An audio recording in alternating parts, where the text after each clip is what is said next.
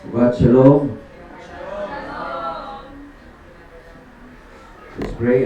Binu Malkeno, our Father, our King, thank you for being with us. Thank you for giving us Yeshua, the Sabbath rest of our soul and spirit. Thank you for teaching us the Torah, most particularly the principles of the Sabbath, so we may rest in you. We may rest on the finished work of Christ, and we rest in the future Sabbath that is coming, past, present, and future. We will learn what's the blueprint of your plan, the complete plan of redemption.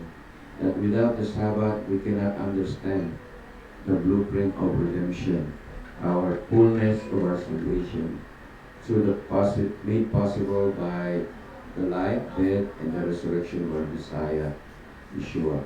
So in this we pray in Yeshua's name. Everybody say, Amen. Amen. So last time we discussed about the principles of building a fence on the Torah.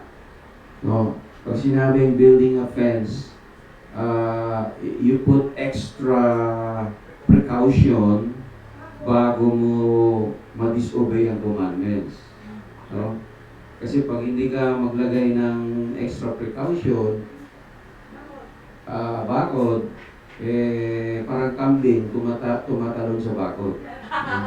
Diba? Nakita mo yung kambing tumatalon. Ibig sabihin, safety ka sa loob lang ng bakod mo. Diba? Diba? Ano bang purpose ng bakod? Ang bakod, pinoprotektahan mo yung perimeter mo. Yung pinoprotektahan mo din yung kapitbahay mo. So, ang commandments ng Diyos, magtagalog lang ako ngayon. Meron bang English speaking dito? So, bahala kayo. Mas maraming Pilipino kawawa naman sila, no? Mga bata-batibot dito. Magtagalog na lang ako. So, para maprotektahan yung commandments. Kasi commandments, mga inuutos ng Diyos, ito'y regalo ng Diyos. Ito'y katulad ng commandments ng isang ama. Diba? Meron bang ama magtuturo ng commandments na hindi maganda sa anak niya? Anak, patayin mo yung tao na yun. Wala yata gano'n, di ba? O anak, nakawin mo yung kambing ng kapitbahay natin. Wala pong magulang magtuturo ng masama sa anak. Di po ba? So, ang Diyos din, Diyos Ama natin, lahat, kaya tinatawag siya Abino. Abino means our Father, our King, Malkeno, is siya yung ating Ama na nasa langit. Di ba? So, wala siyang utos na hindi nakakabuti sa kanyang anak. So, isa sa mga utos na ito ay ang commandment to keep the Sabbath. So, ang commandments to keep the Sabbath ay may mga, mga technicalities yan. Ano yung pwede, ano yung hindi pwede, ano yung hindi mo dapat gawin, ano yung dapat mong gawin, paano mo gagawin. So, back to basic tayo, no? Dahil marami pong bago rito. So yun ang ibig sabihin ng build a fence on the Torah. Halimbawa, kung hindi ka magluluto bago magsabat, so mawawalan ka ng quality time sa Diyos. Sabi nga ni Sister Glory kanina sa Tumana, sumama ako. Sobrang busy siya ngayong araw. Tuloy, naubusan siya ng oras. Tuloy, hindi siya nakasama natin, di ba? Naintindihan niya. Ibig sabihin, dapat yung mindset mo, kung gusto mo talaga magsabat, Biyernes pa lang, ang tawag nito ay preparation day. So, Biyernes pa lang, ikaw ay nagsusumikap na maghanda. Kasi meron na kayong usapan ng Diyos. So, yung usapan ng Diyos, parang asawa ito ng Israel. Asawa siya ng Israel. So tayo, hindi naman tayo Israel, mga Pilipino tayo, pero malalaman natin mamaya na ang Pilipino sa Biblia, kahit anong lahi, pwedeng sumali sa Israel. So hindi po ang Israel sasali sa atin. Ba? Kasi si Israel, yun yung tao ng Diyos. Tayo po yung sasali sa kanila. Wala namang Biblia na galing sa Pilipinas. Wala namang Biblia galing sa Amerika eh. Lahat ng ito ay galing sa Israel. So the only way to join the covenant is to join Israel. There's no other way. So mali yung mga Kristiyano dyan, no? Pagdating dyan. Akala nila yung Sabat para lang sa mga Hudyo. Bakit? Ang Hudyo lang ba ang tao? Diba? Sabi, the Sabbath was made for man. Sa tao. Lahat ng tao. Hindi lang sa Hudyo. Nauna lang sila kasi sila yung mga unang tao. Diba?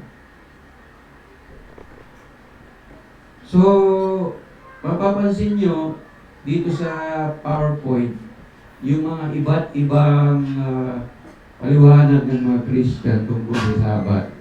So, unti-unti natin sasagutin yun. Okay. The seventh day is the only day of the week which Elohim has hallowed or made holy.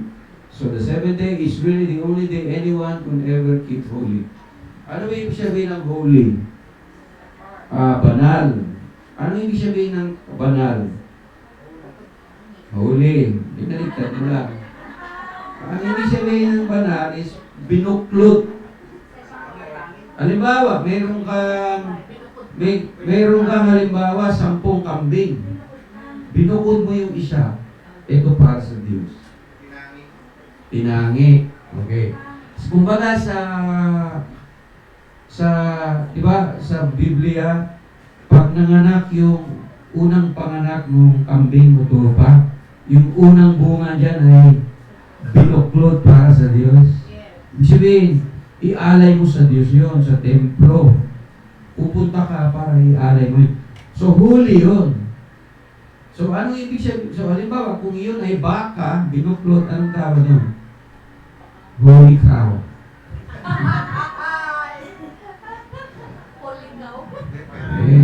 Hindi nila alam yung joke, kaya bukas matatawa yun.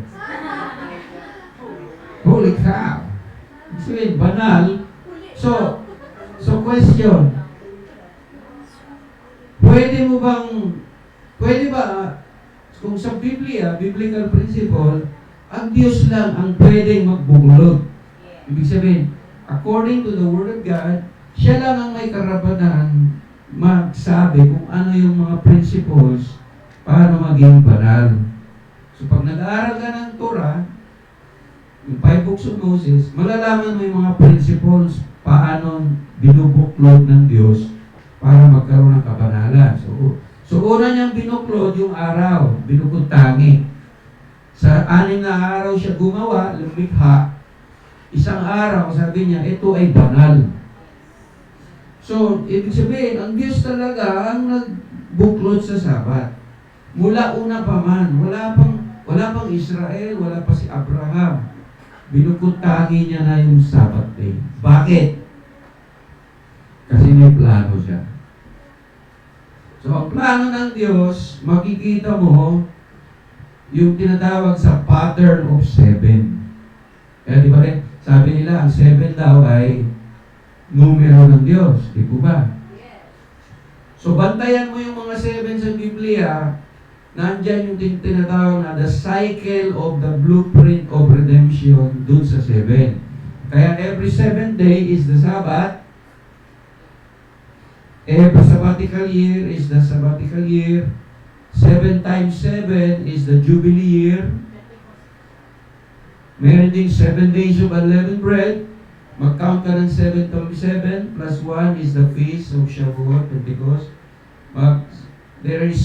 Meron tayong parating na 7 festivals. Pang-4 na tayo ngayon, trumpets, atonement, tabernacle. There are 7 days of the Sukkot plus 1. So lahat ng yan ay plano ng Diyos. Or technically, ang tawag ng mga Jewish theologians is the blueprint of redemption. Yung pagsasauli, redeem. Pagsasauli na lahat ng bagay, pagre-restore. Para mabuo lahat. Kasi since nagkasala ang tao, nasira na yung plano ng Diyos sa tao. Nasira na yung tao. Nawala na yung plano ng Diyos sa kanya. Pero sa pamagitan ng blueprint na ito ng Diyos, ang tao ay pwedeng manumbalik para siya ay bumalik sa plano ng Diyos. Kasi kung wala ka sa plano ng Diyos, nasaan ka? E di sa sarili mong plano. Sino dito may sariling plano? Lahat tayo. Kasi lahat tayo, may kanya-kanyang isip eh. So yung plano mo, whatever it is, kumbaga, isama mo lang dyan yung plano ng Diyos para hindi ka mawala sa Kanya. Para kang isang tren, sasabay ka lang sa release ng tren. Kasi kung hindi ka sasabay, madiskare, mawawala ka na sa plano niya. So, isa nito, para hindi ka mawala sa plano ng Diyos, ay mag-Sabbath day ka. Bakit? Plano ng Diyos from the very beginning. Sinong unang nag-Sabbath day? Si Adam and Eve. They were created on the 6th day. On the 7th day, they joined their Creator on the Shabbat. Diba? The whole, actually, kung basahin mo Genesis chapter 2, hindi lang ang tao nag-Shabbat, ang buong nilikha ng Diyos. Ibig sabihin, the purpose of creation is to rest with God. Bakit? Nasa Diyos lang ang tunay na kapahingaan, mga kapatid. Nasa Diyos lang. Kaya kung wala ang Sabat, burn out ka. Masisira yung utak mo. Masisira yung katawan mo. Saka, higit lang, mawawala ka sa plano ng Diyos. Gusto nyo ba yung plano ng Diyos? Yes. Kasi marami pong plano ang tao, pero ang dulo niyan, kapahamakan. So habang nagsasabat ka, ginaguide ka ng Diyos. Marami na tayong narinig ng mga testimony ng mga tao na dati nagsabat, tapos tumalikod, hindi po maganda yung nangyayari. So kung gusto nyo talaga sa plano ng Diyos, seryosohin nyo itong Sabat. Kasi kung natutunan mo na to at tumalikod ka, dalawa lang yan, pagpapala o pagpapalo. No? Marami na tayong testimony niya. So, ako po 18 years na po ako nagsasabat, hindi ko po pinagsisisihan. Talagang it's a big, big blessing to me and my family and to all the people na natuto dito. No? So yun, principle, binukod tangi. Sino ang nagbukod tangi? Sino yung nagsabi na banal ang Sabat? Ang Diyos, si Yahweh. Ang Diyos mismo nang lumikha ng langit at ang lupa. So, tingnan niyo yung katabi niyo. Diyos ba ang lumikha niya? Yes. Diyos po ang lumikha niya. Ginamit lang yung magulang natin. Pero kamukha mo ang Diyos.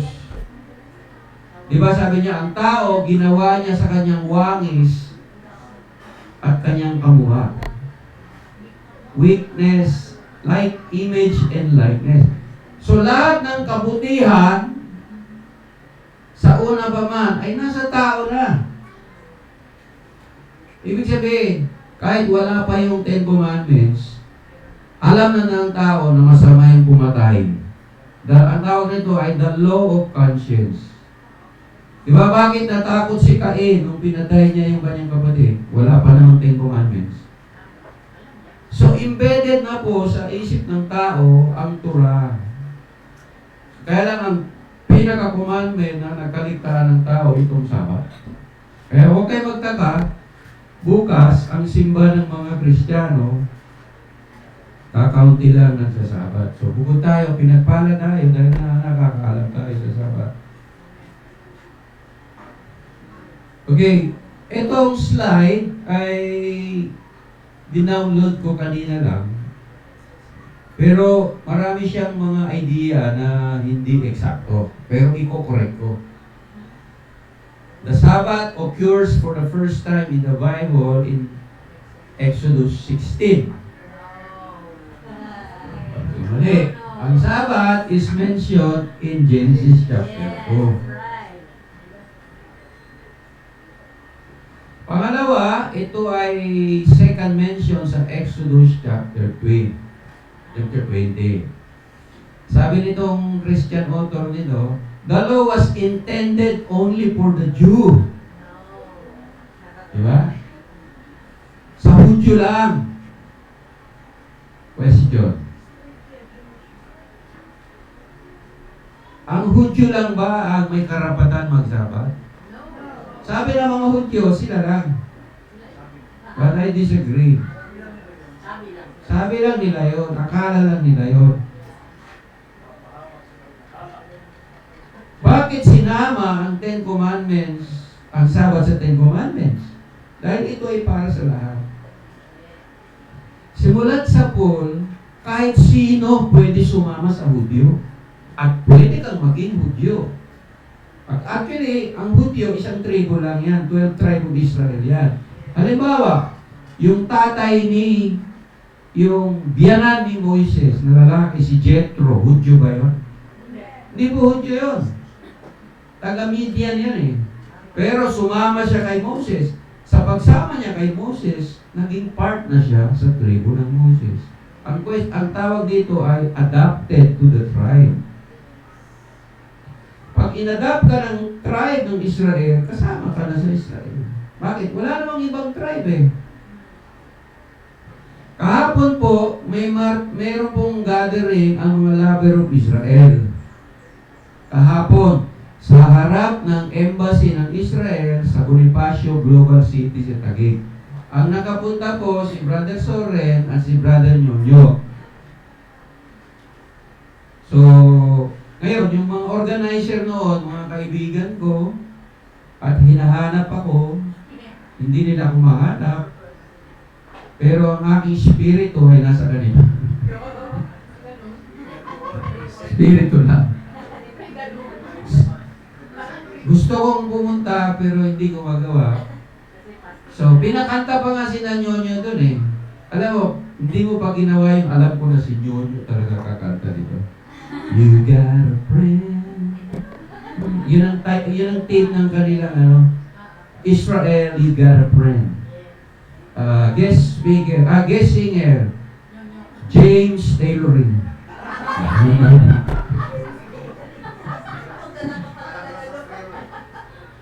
So, tuwa-tuwa yung mga Israel. Marami pong Israeli, no? Nandun.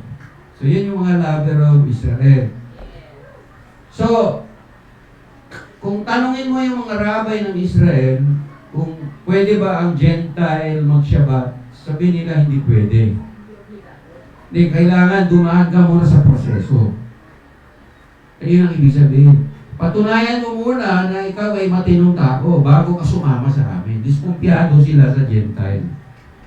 Pag napatunayan niyang pwede ka nila i-adopt. So, sigurista lang din sila dahil sa tagal ng panahon, ang nagpe-persecute ka rin sa kanila, mga Gentiles. Kaya hindi sila basta-basta tumanggap ng ibang lahi. Yun lang ibig sabihin nun. Pero kung basahin mo ang Torah, yung mga Egyptian na galing sa Egypt, mga ibang lahi na kasama sa Egypt, sumama sa kanila papuntang wilderness. At kasama nila nung tinanggap nila ang Ten Commandments. So, ang tawag noon, they're in the process of adapting into the tribes. No? Walang pagkakaiba yan kung pupunta ka sa Mindanao at yung lugar mo ay tribal area, para mabilong ka sa kanila, you have to adapt to the tribe. No? So, yun, ganun lang po yun. So, the Sabbath is for mankind, hindi lang po para sa Hudyo. Mark chapter 2. Sabbath was made for mankind, not man for the Sabbath. Man means human being. Ang Sabbath daw, sabi nitong Christian theologian, was abrogated by the reason of the death of Jesus Christ on the cross. To keep the commandments today is only the New Testament commandments. Tama ba ito? Nung namatay daw si Kristo sa cross, ay inabolish niya na yung Sabat. Wala akong mabasang ganun. So, kanya lang yun. So, kumbaga, ang Christian lang ang nagsasabi nun. How could Christ, tingnan mo ang message ni Christ sa New Testament is about the kingdom. Sino yung hari? Yung kanyang ama. Si Yeshua is anak ng hari. So, King of Kings and Lord of Lords. Meron bang hari sa isang kaharian, ipapako niya yung sarili niyang batas? Pwede ba yun? Sabi niya, ako yung hari, ito yung batas ko, Sabat. Ipapako ko na sa krus para mawala na ito. Unthinkable. It's stupidity. So, whatever the reason bakit sinabi niya yan is because of lack of knowledge. Kasi ang akala nilang hinail to the cross the deaths of certificates contained in the ordinance. Ang word kasi na ginamit na sa Colosas 2:14, pinako niya sa cross ang mga ordinansa na laban sa atin. Ngayon, marami pong klaseng ordinansa. Ano yung mga ordinansa na pinako ni Kristo sa krus? So, totoo, may sinabi ganon sa Colosas 2:14. He nailed to the cross the decrees that are against us, the ordinances. Okay, kung tingnan mo sa Greek word, ang ordinances does not mean commandments. Ordinances can be two kinds. In fact, the word ordinances in Greek is dogma.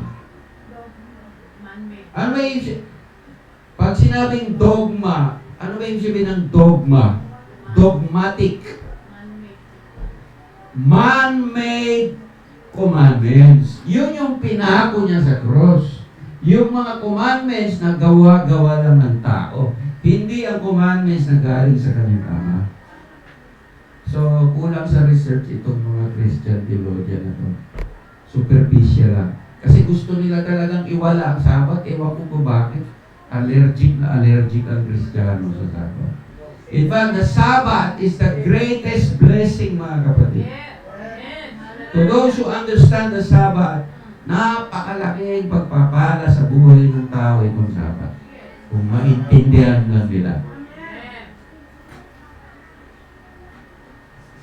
Ang commandments daw na dapat sundin ng isang Kristiyano ay ang New Testament lang na commandments. Mali po. Ibig sabihin, anong sinabi ni Yeshua? I kept my Father's commandments. Ngayon, nung namatay na siya, yung mga commandments na lang daw na sinabi niya. Yung anak nga sumunod sa commandments ng kanyang amay. Sino ba ang sinusunod natin? See? Kaya nga yung nagsasabing wala na yung Sabat, yun yung dogmatic. Yun yung magkamali ng interpretasyon.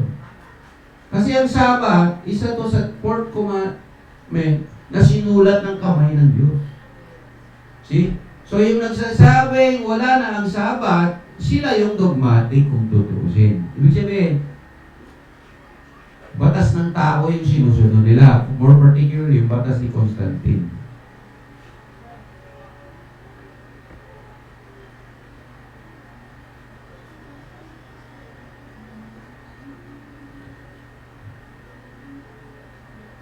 So sabi rito, Christ kept the Sabbath day, therefore we must also do so. Answer. Ano yung answer niya? It is true that Christ observed the Sabbath, but not example for us to follow today.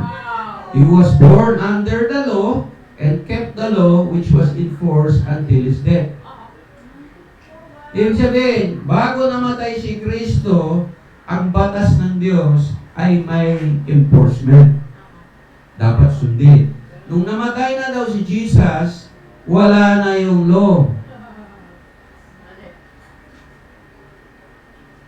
Ang question dyan, you're no longer under the law. Ang dapat na tanong dyan is, what law are you not under po? Ano ba yung batas na hindi na saklaw natin dahil namatay na si Kristo? Bakit?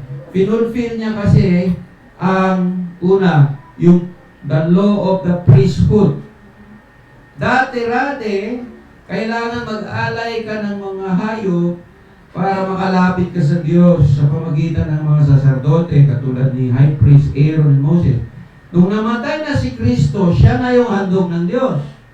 So therefore, yung ceremonial law na yun ay pansamantalang tinigil. Bakit? Si Kristo na ang ating tagapamagitan sa langit. Ibig sabihin, it was outdated, pero it was still enforced in the tabernacle in heaven. So, yun, fulfill ni Christ, kaya nawala. Hindi ang Sabat. Kasi nilahat nila eh. What law are you not under? Oh. Kailangan pa ba natin mag-alay ng kalapati o tupa, sunugin para makalapit sa Diyos ngayon? Hindi na. Bakit? Makadiretso na tayo sa kay Yeshua. Dahil pinulfill niya ang lahat ng requirements para tayo maging makalapit sa Kanya. So, pwede ka nang dumirekta sa Diyos. Hindi ka nadadaan sa ahente. Ibig sabihin, di ba, sabi ng pare, para makapunta ka sa langit, dumaan ka muna sa Catholic Church. Pag hindi ka dumaan sa Catholic Church, hindi ka maliligtas. Yan po yung sinasabi ng reliyon. Di ba? Sabi ng New Testament, you can now boldly come into the throne. Kaya nga, ang veil sa tabernakulo ay nahati. Kagabi, pinag-usapan namin ni Brother Chris, yung Torah reading, the Nazarite vow. Nazarite vow ay isang prinsipyo na ginagawa lamang sa templo ng Diyos. So, para gusto mong maging malapit sa Diyos, mag-alay ka ng ibon or hayop, tapos may gagawin ka na abstain ka from wine, from certain things, do not cut your hair. Yan ang ibig sabihin ng Torah. Anything that makes you closer to God, you can bow. Pero it's surprisingly na in Acts chapter 20 or 21, bakit si Pablo nag-Nazarite vow? Samantalang si Kristo namatay na. See? Bakit siya nag-perform ng Nazarite vow? Samantala, namatay na si Kristo, dapat hindi niya nagawin. Bakit? Ang nasa isip ni Pablo, hanggat may templo, magagawa ko pa rin ang mga bagay na yan. Dapat sinabi niya, hindi na tayo kailangan mag-Nazarite vow dahil namatay na si Kristo. Yeah.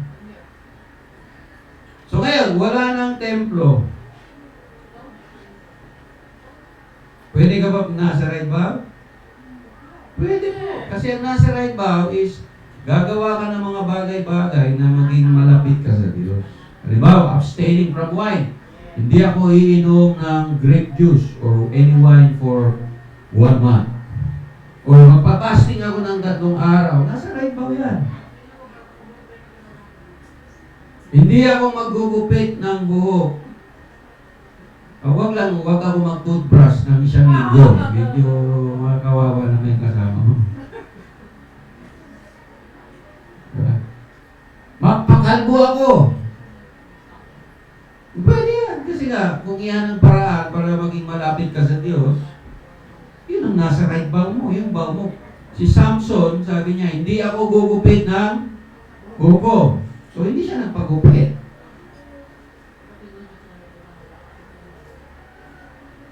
Yun ibig sabihin. So, hindi ibig sabihin, you were born under the law, you are no longer bound to keep the law. Ibig sabihin, yung born under the law, ikaw ay pinanganak sa panahon ng kautusan nung hindi pa namatay si Kristo. So, after namatay si Kristo, you were born after the death of Christ. So, lahat tayo pinanganak. Diba si Christ namatay 33 AD, di ba? So, lahat tayo, we were born not during the time of the enforcement of the law. So, sabi niya dito, the law was no longer enforced until His death. So, mali po yan. Dapat ang tanong, ano ba yung mga batas na hindi na tayo sakop? Ceremonial law. Ano ba yung ceremonial law? Yung priesthood, yung mga sacrifice ng mga animal. Yun. Burnt offering.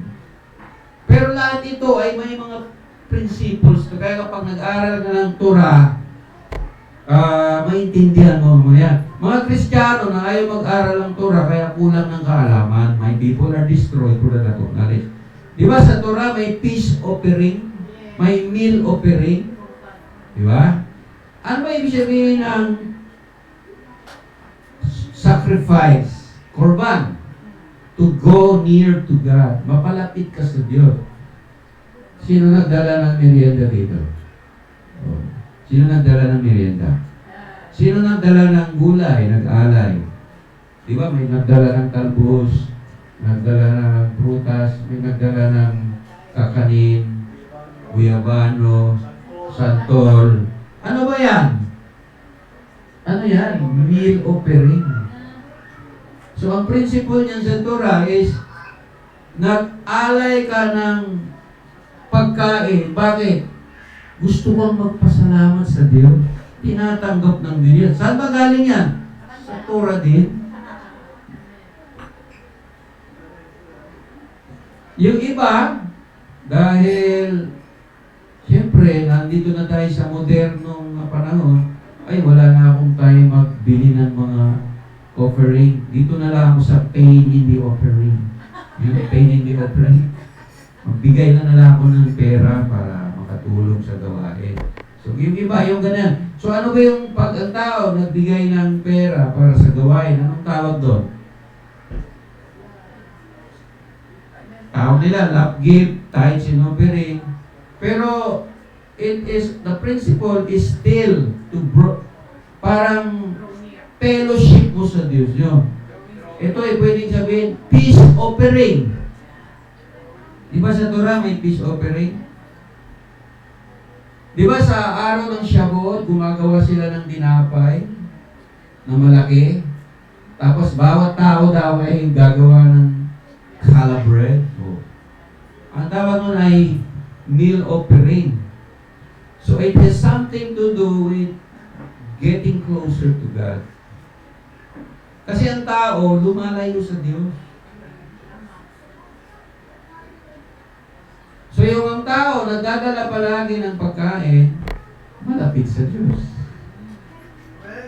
Yung tao palagi nagbibigay sa gawain ng Diyos, gusto niya lalo pang magkalapit sa Diyos. Lahat ng principle na to ay galing sa Torah. Meal offering, peace offering. Ayan ang ibig sabihin niya. So, hindi porke namatay na si Kristo, ang mga principles nito ay wala na. In fact, you can learn so many things about these principles sa law. Ang problema nito, ang Christian, negatibo yung kanilang pag-isip ang dating sa law. Yun ang problema nila. Problema nila yan.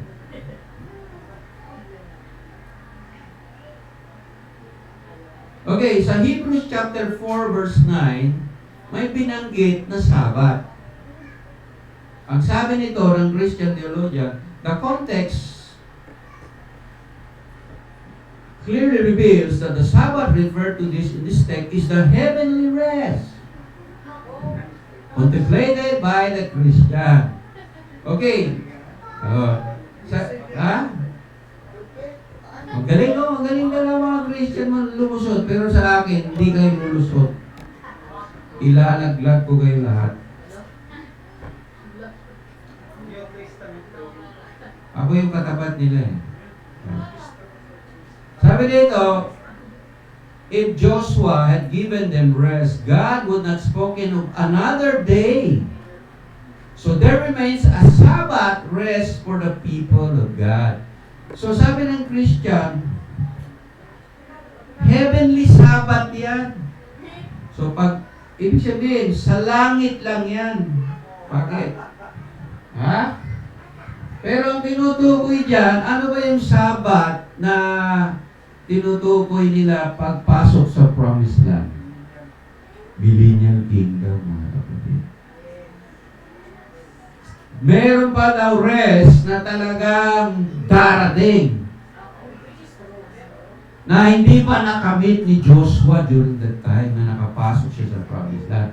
This is a foreshadowing of the coming sabbatical millennial kingdom.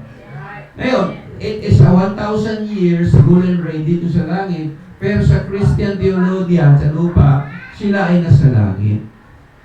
Kaya sumalangit nawa ang kanilang mga kaluluwa.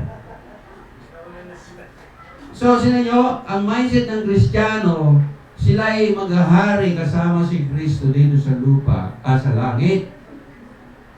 Pero kung tutuusin, ang totoo niyan, pag namatay ka na kay Yeshua, kahit mamatay ka o buhay ka pa, abutin ka sa huling panahon, dito ka mag-aari sa lupa. Para saan ba yung mga batas ng Torah? Para ba yan sa mga anghel sa langit? Hello? Tingnan niyo yung katabi niyo kung may pakpak. Wala po, di ba? Pumunta kayo sa Catholic Church, may mga chubby angels sa mga paligid. Yung gawa ni Michelangelo. Yung mga paintings. Kasi ang langit po, kathang isip lamang ng mga Greek. Greek po ang nag-imbento ng langit. Totoo, ang Diyos nakatira sa langit. Okay, huwag kayo malito ha. Nasaan ang Diyos ngayon? Sa langit. Saan yung langit? Hindi natin alam. Pero, ang tao nilagay niya sa lupa. Saan ba ginawa ang tao? Di ba sa alikabok ng lupa? Kaya nga may sa alikabok ka galing, sa alikabok din rin babalik. Diba? Kaya pag sinabi, pag yung tao, matanda na, di ba? Sabi nila, amoy lupa. Hindi, totoo yan. Kasi yung ano siya, yung, kumbaga, hindi tayo accept. Darating din tayo dyan lahat eh. Di ba?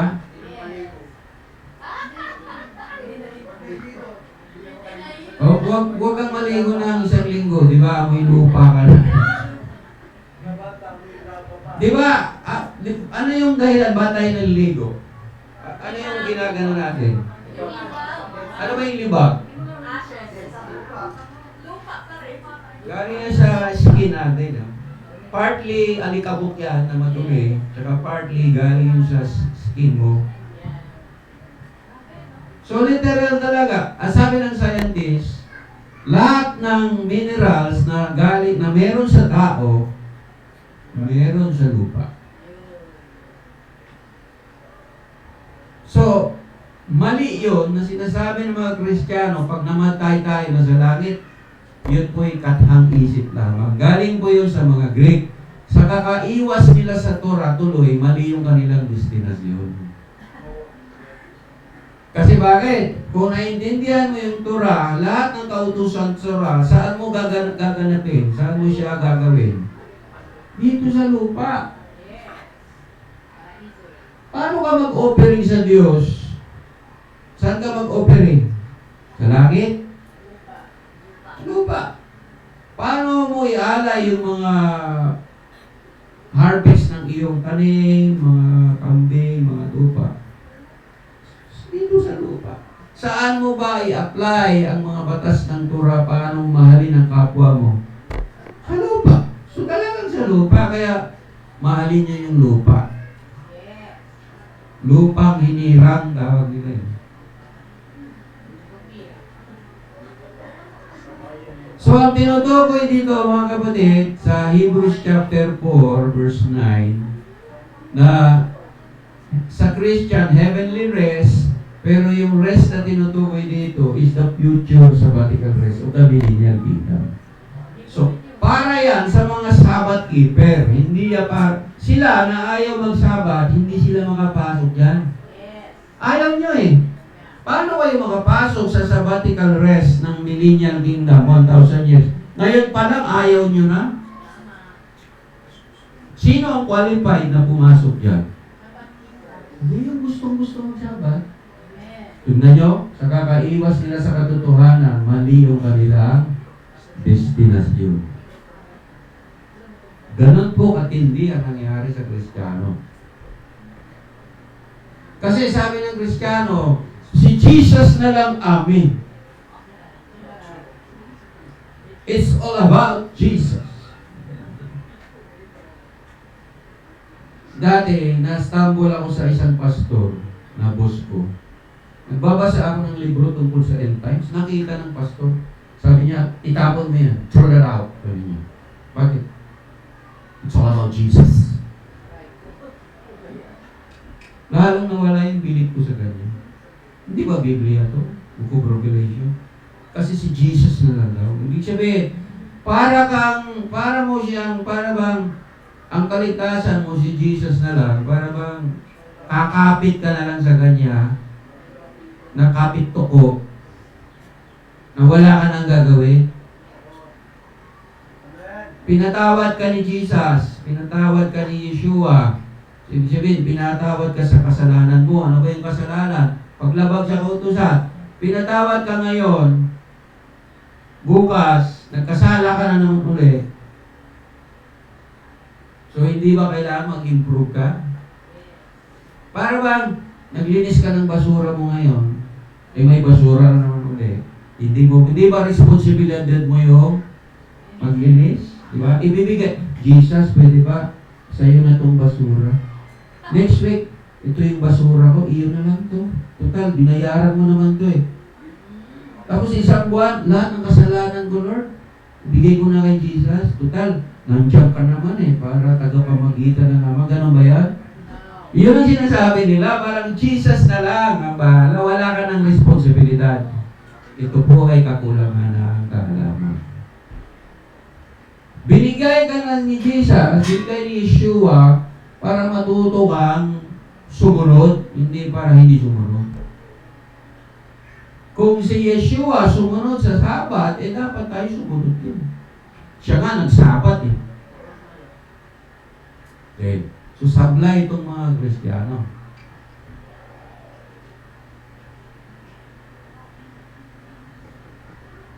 Kung basahin natin ang Book of Acts 13 and 16, si Apostol Pablo ay nangangaral sa Sabat sa sinagoga. Ang sabi ng Christian theologian ito, Paul did preach in the synagogue on the Sabbath day because the Jew he wished to convert were gathered there. He took the advantage of the opportunity to preach the gospel of Christ to them, not commandments of the old law. Apply na naman si Sir.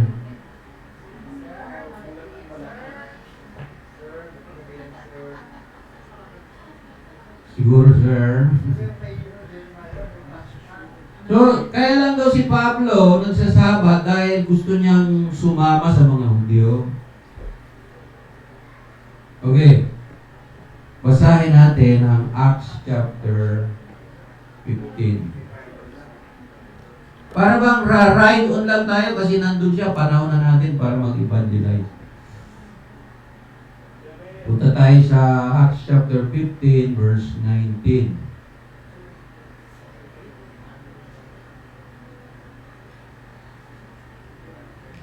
Sa panahon ng Acts, ang mga hintil na ay nanunumbalik na sa Diyos. Ibig sabihin, nako-convert na sila to the gospel of Christ.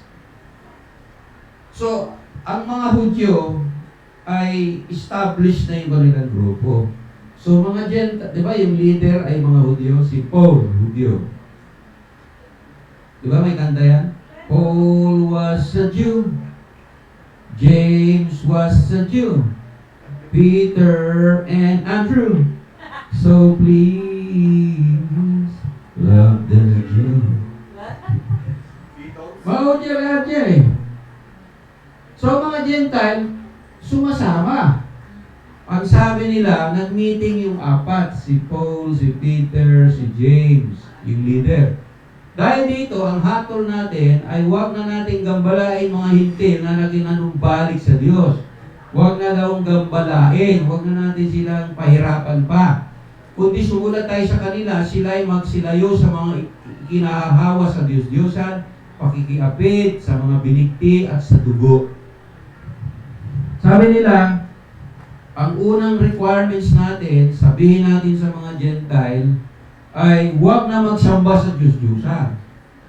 Huwag nang makikiapit. Huwag nang kumain ng may mga dugo at binikti. So sabi ng pastor ko, yun na lang ang bawal sa atin dahil sa New Testament na tayo. Balot, bawal yan, mga kapatid.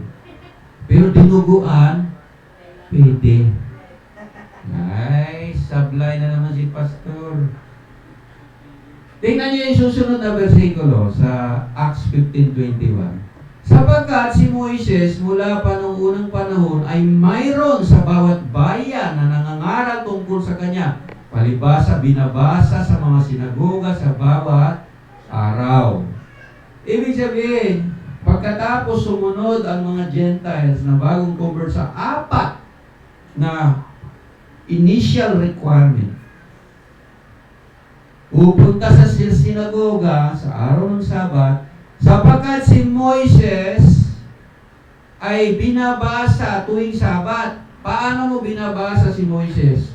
It is an idiom for reading the Torah is reading Moses. How do you read Moses? By reading the Torah, what Moses wrote.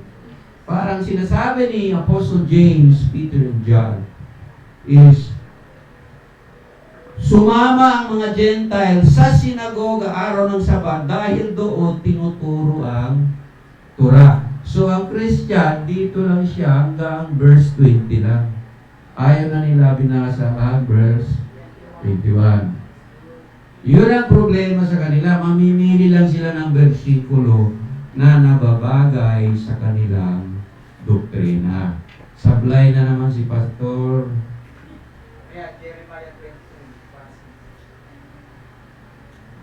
Kasi ayaw nila talaga sa Hudyo.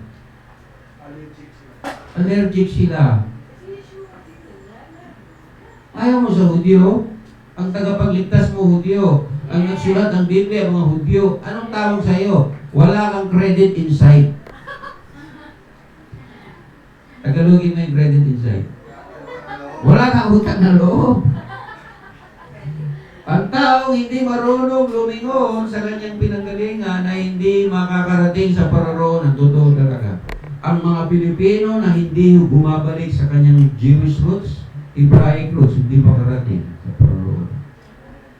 Walang utang na loob eh. So ito po ay anti-Semitic.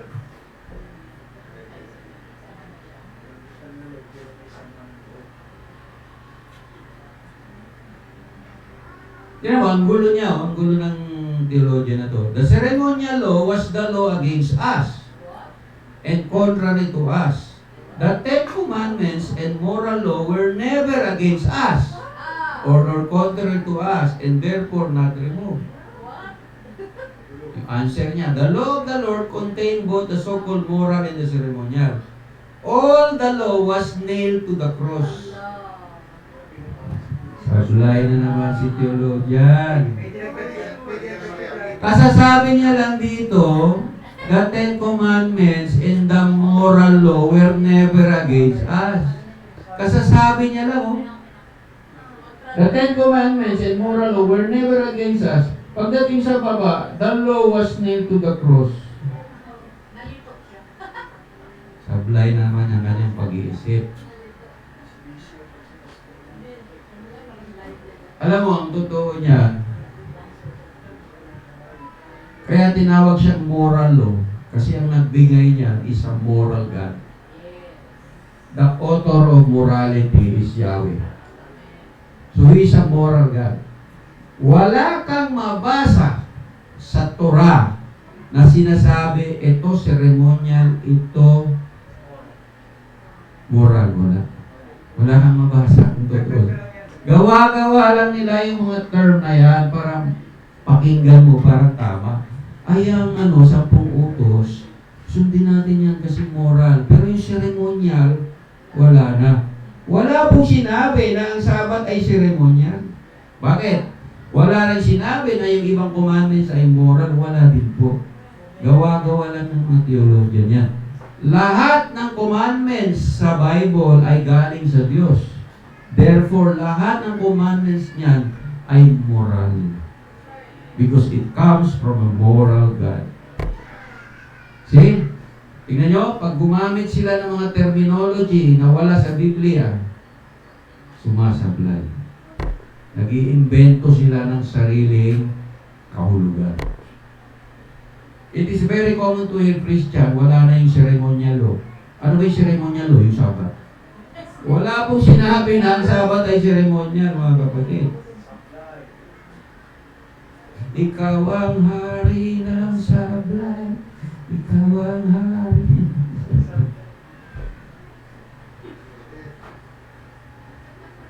O, dito na naman. Sabi ng Christian theologian, Christians are to obey the 10 commandments. Ba, okay. O kasasabi niya lang, wala nang Sabat. Tapos dito, kompleto naman yung 10. Hindi marunong sa math si pastor. The conscience of all men since the death of Christ are to be regulated by the perfect law of freedom. The commandments are here obviously are part of the perfect law. Christians will be judged not by the old law, but by the old of liberty. Ang galing ni American theologian. Magaling talaga maniloso. Sino ba ang nagsulat nito? Di ba si James? Sino ba si James? Si James Tayloring. Nandito si James Tayloring. Kapatid ni Yeshua. Si Jacob ito, kapatid ni Yeshua.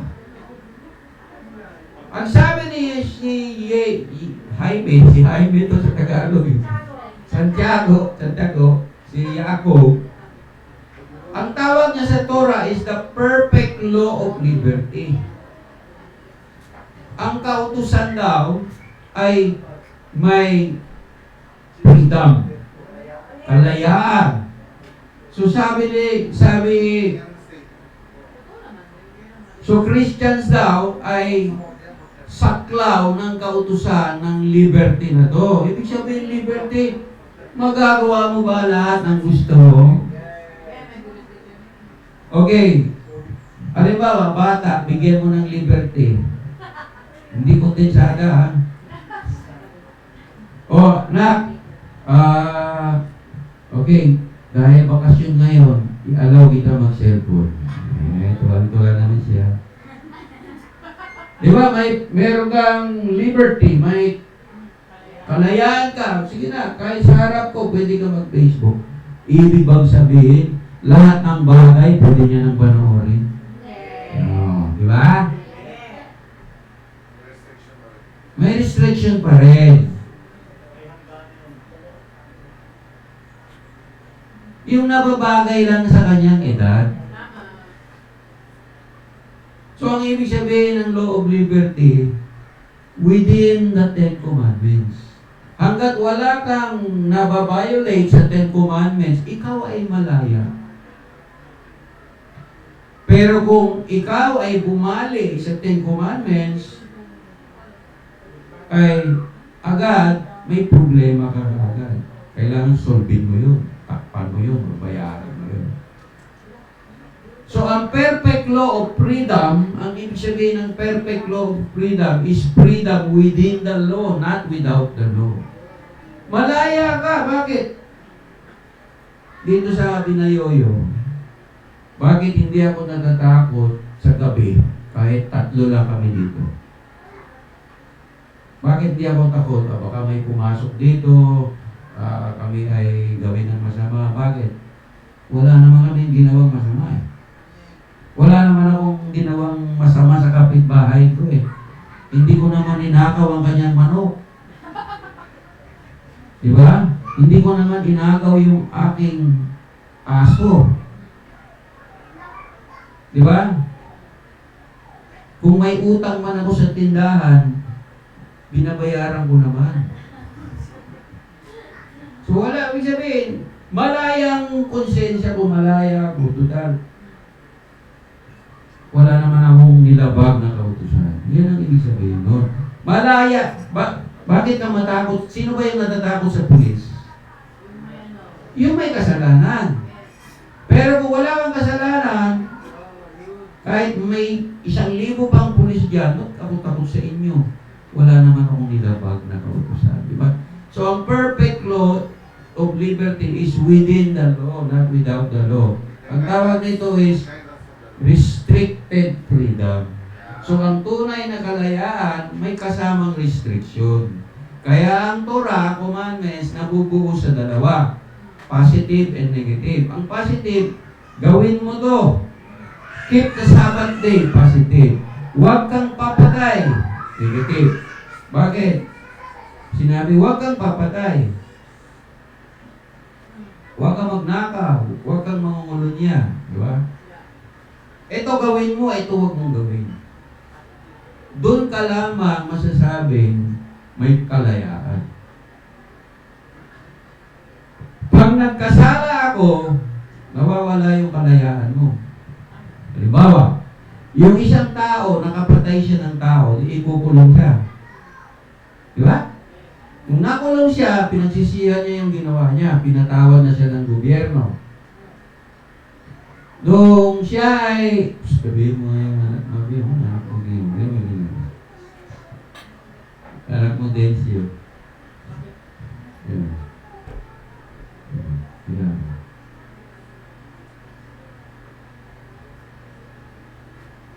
Lalaro sila. So, pag siya'y nakulong, sa biyaya ng gobyerno, bibigyan siya ng parol. Yung parol, ibig sabihin, pwede ka nang makalaya. Malaya ka na. Pinagdusahan mo na yung kasalanan mo sa preso. Ngayon, malaya ka bang pumatay uli ng tao? No. Hindi na. Nandun pa rin yung batas ng Diyos. Yun ang ibig sabihin ng malaya ka. Hindi yung walang kautusan, kundi nasa loob ka pa rin ng kautusan. Ewan ko ba yung mga Christian, ayaw nila talaga sa kautusan. Alam mo ang tawag sa Antichrist? The mystery of the lawless one. Ang tawag kay Satanas is yung tao na ayaw sumunod. Tingnan natin sa Daniel 7:25.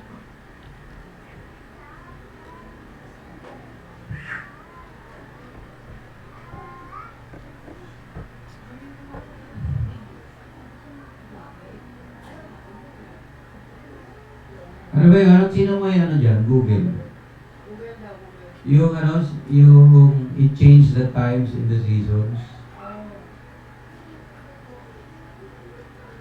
Ito.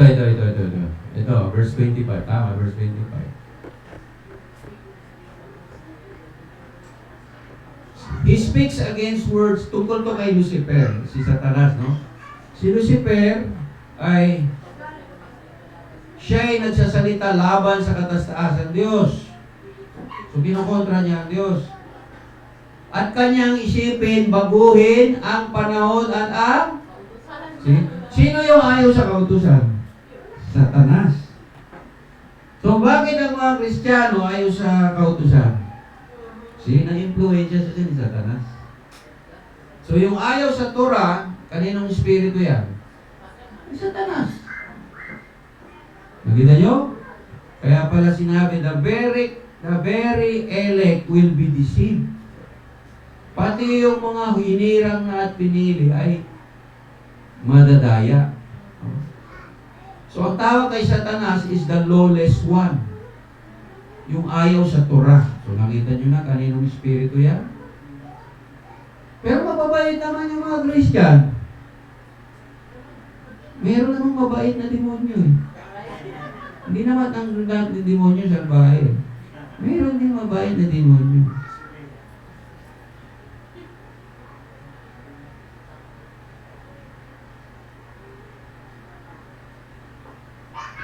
So, ang lahat ng 10 commandments ay was repeated in the New Testament. Lahat po. Lahat ng 10 commandments ay inulit sa New Testament. Bakit, sabi ng mga theologian, bakit wala sa New Testament ang sinabing keep the Sabbath day holy? Totoo naman, wala kang mabasa sa New Testament, keep the Sabbath day holy. But people are going to the Sabbath day. Si Yeshua pumunta sa synagogue pag Sabbath day. Si Paul pumunta sa synagogue Sabbath day. Si Peter, si James, nagsa-Sabbath day. Ibig sabihin, kaugalian na nila yon, hindi na kailangan sabihin pa. Kasi yung linggo, na pagsasamba sa panahon ng linggo, ito po ay nangyari lang noong 300 AD. Pero dati talaga, lahat ng tao, Sabbath day ang sinusunod. Kasi ito, simula sa Paul, ay nakaukit na sa Biblia. Genesis pangalan, di ba?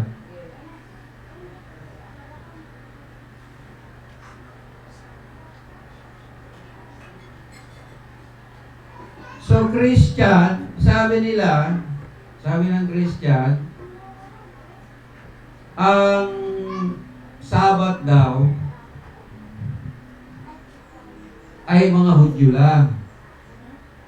Pero nung si Kristo ay na-resurrect, nabuhay muli, ito daw nangyari sa unang araw na tinatawag nating linggo. Kaya mula daw noon, sa pagkabuhay muli ni Yeshua, ang titibanan na pagtitipon daw ay linggo na. May mabasa ba tayo sa Biblia na ganyan? Wala din. Katang-isip lang nila yun. At ang totoo niyan, ang katotohanan po niyan, ang araw ng pagkabuhay muli ni Yeshua ay hindi linggo. Sabat pa rin siya na buhay. Namatay siya Miyerkules, 3 days and 3 nights, the sign of Jonah. Bilangin mo. Miyerkules hanggang Huwebes, unang araw. Huwebes hanggang Biyernes, dalawang araw. Biyernes hanggang Sabado, 3 araw. Kaya madaling araw, pupunta yung mga disipulo. Wala na si Yeshua sa kanyang libingan. Bakit? Na-resurrect siya, gabi pa lang ng Sabat. So Yeshua was not resurrected on Sunday. He resurrected on the Sabbath. Okay. Kasi pumunta sila sa linggo, wala na siya dun eh. Madaling araw nga, sabi, wala na eh. Okay. So,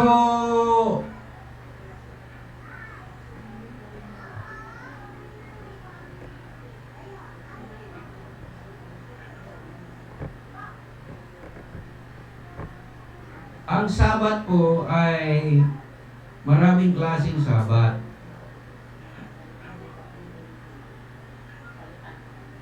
So, nung nilikha ng Diyos sa 6 na araw, ang 6 na araw is called the preparation day. Diba? Ito ay binanggit sa New Testament sa Mark 15 verse 42. The day before the Sabbath is called the preparation day. Kasi ito yung araw, nag-prepare yung mga tao para sila po ay hindi na gagawa during the Sabbath. So, how to keep the Sabbath? Okay, so alam na natin, Sabbath talaga is biblical, di ba? So, tama ba ang pagsamba sa Sabbath? 100%. Tamang-tama po yan. Hindi ka magsisisi. Pagpapalain ka ng Diyos. Subukan mo ito. Pag binasa mo ang Torah, dalawa lang yan. Pagpapala kung susunod ka, pagpapalo kung hindi. So kung hindi ka ma-motivate sa pagpapala, ma-motivate ka sa pagpapalo. Kung hindi mo madaanan yung anak mong sumunod sumunod ka, pidalaan mo na lang sa takot. Kung hindi ka susunod, ito yung mangyari sa'yo na. Di ba? Ganun yung sabi ko sa anak mo. Nak, gawin mo to ha. Mag-aral ka. Pag hindi pa rin mag-aral, sabihin mo, ayaw mo mag-aral. Kung hindi ka mag-aral, ito naman ang mangyari sa iyo. Diba? Grade 1 lang ang inaabot ko. No read, no write pa ako. Paano na lang ang buhay ko? Isang kahit, isang tuka. Ibig sabihin, pag hindi ka mag-aral, hindi ka maging literate. Diba? Pero napatunayan ko mga kapatid, yung palang inaaral natin sa eskwelahan ngayon, nakapattern sa Greek.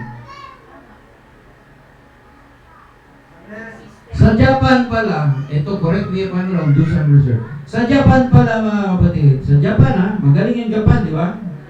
Ang school nila ay walang test. Sinong gusto sa Japan? Hindi, ang ibig sabihin, hindi ka ipipilit ng professor mo kung ayaw mo sa subject. Wow. Ayaw ko ng math. Basta, hindi kahit baksa ka, hindi ka ipwersa ng teacher mo na pumasa. Bakit? Gusto nila malaman ano ba talaga ang gusto mo. They are mentally conditioning the child to know ano ba talaga ang linya mo. Baka artist ka. Baka entrepreneur ka. Diba? Maraming subject sa eskwelahan ay hindi mo naman nagagamit. Literature. Ano ba yun? Literature, magbasa ka ng mga kwento ng mga Greek, the Trojan War, mga Amerikano. Nagamit ba? Sayang lang ang panahon mo. Dapat ang inaaral natin, yung talagang magagamit mo.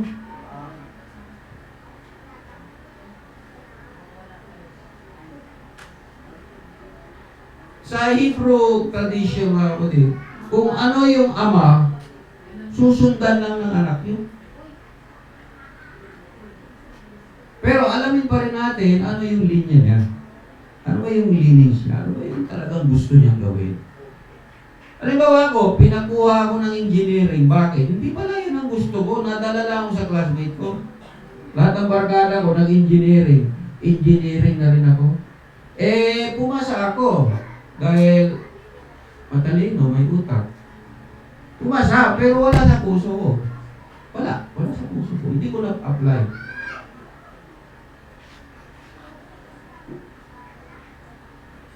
So, kung ano po yung practical, ang Hudyo kasi practical. Halimbawa, yung tatay mo, mekaniko. Lahat ng kaalaman ng tatay, ituro niya sa anak niya. Ganun lang.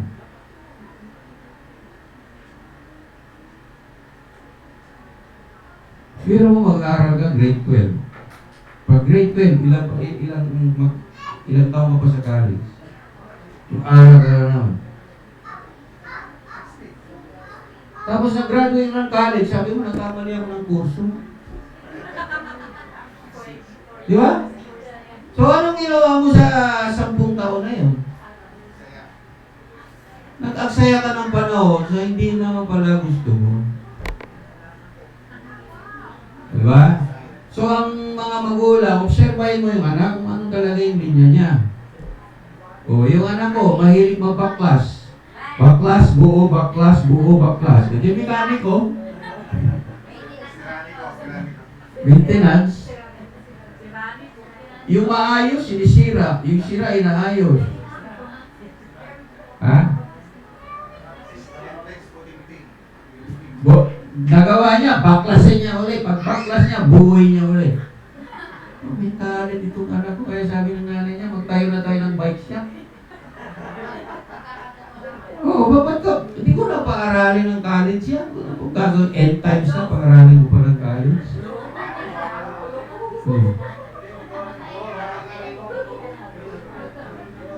Sa unang panahon, ang trabaho ng tao ay magbubungkal ng lupa. Kasi yung pagbubungkal sa lupa, nandun yung pera. Na-realize ko yung mga kapatid, dun sa Mountain Province. Saan galing yung supply ng gulay sa Manila? Sa Baguio. So if you are planting vegetable, you are printing money. Pero dahil hindi tayo lumaki sa bundok, nagkaroon tayo ng mga profesyon. Teacher, engineer, marketing, sundalo. Lahat yan ay we are exchanging our skills to money. Pero kung naintindihan mo yung Torah, babalik ulit tayo sa original creation. Whether you like it or not. Kasi yung pera, mga kapatid, temporary lang yan. Pagdating ni Antikristo, mawawala yung value niyan. Akala na, huwag kayo magtiwala sa pera. Ibig sabihin, kung ibigay mo lahat ng tiwala mo ron, hindi po Diyos yan. In fact, kinumpare ni Yeshua ang pera na incompetensya niya. You cannot serve God and money. Of course, we need money. The root of all evil is the love of money. Pero intindihin niyo mga kapatid, ang money, ano ba yung value ng money? Halimbawa, kung mayroon akong 1,000 ngayon, bakit naging 1,000 yan? Kasi sabi ng gobyerno, 1,000 yan. Sabi ng Central Bank, may deposito ng ginto yan. Saan ba umuutang ang Pilipinas? Di ba ang Pilipinas maraming utang? Saan umutang ang Pilipinas? Sa World Bank. So ang World Bank, ang nagdidikta sa Central Bank. Hanggat may World Bank, mag-i-exist ang Central Bank. Sino may-ari ng World Bank? Alam niyo sino may-ari ng World Bank? Ang mga hindi naniniwala sa Diyos. Vatican. Ang mga Illuminati. Sila yung may-ari ng bangko ng mundo. Alam nyo ba ang Amerika? Kaya mayaman ang Amerika, nagprenta ng maraming dolyar, pero walang ginto. Kaya ang prediction sa Amerika, babagsak. Akala ng mga Amerikano, napakarami nilang pera. May credit card sila, may pera sila, napakarami nilang pera. They can buy anything they want. Kaya nasubrahan na sa kalayawan. Akala nila mayaman sila, hindi nila alam. Since 1960s, nagpreprenta sila ng pera na walang ginto. Ibig sabihin, nag-issue ka ng resibo na wala namang collateral. Pag ang pera walang ginto na deposito, yan po ay walang halaga. Kaya sinasabi nila, ang Pilipinas mayaman. Bakit? May ginto tayo eh. Ang problema yung ginto natin, ang mga taga-ibang bansa lang nakikinabang. Sa Baguio, di ba may ginto dyan? Sa Davao, may ginto. Sa lahat ng sulok ng Pilipinas, may ginto. Pero sino nakikinabang sa mga ginto? Mga foreigner.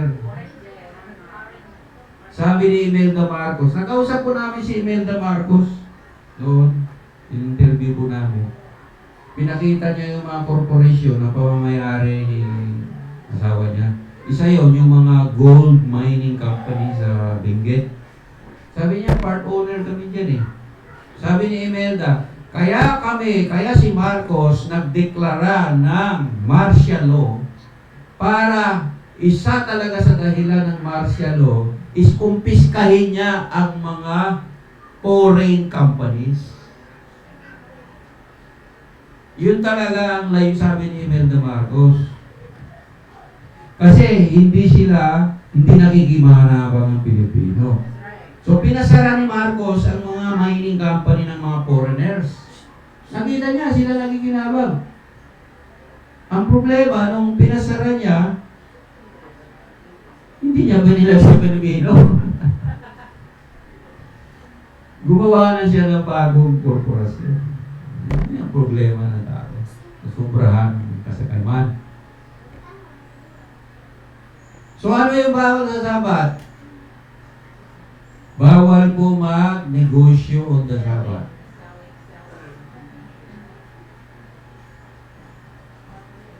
Bawal bumili sa araw ng Sabat. Kasi pag bumili ka, parang sinasabi mo, okay lang mag-business.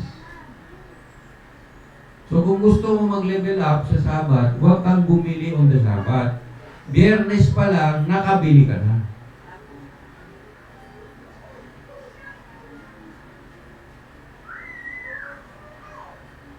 Sa panahon ni Nehemiah, pinasara niya ang Jerusalem dahil ang temple precinct, yung city of Jerusalem. Dahil ang mga